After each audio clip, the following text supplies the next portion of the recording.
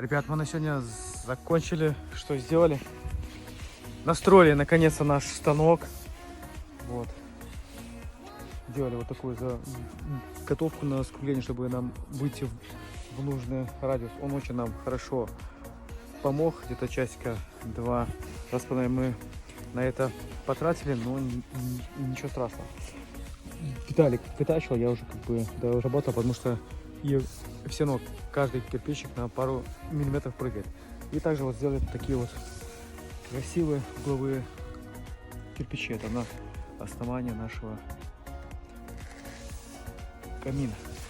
Дальше уже будем мы дорабатывать. У нас еще остались угловые наши колбаски. Будем уже делать все это, ребята, завтра. Кто не видел, еще такие у нас красавчики, кирпичики. Все, ребят, всем до завтра. Если кому наше видео понравилось, ставьте такие лайки.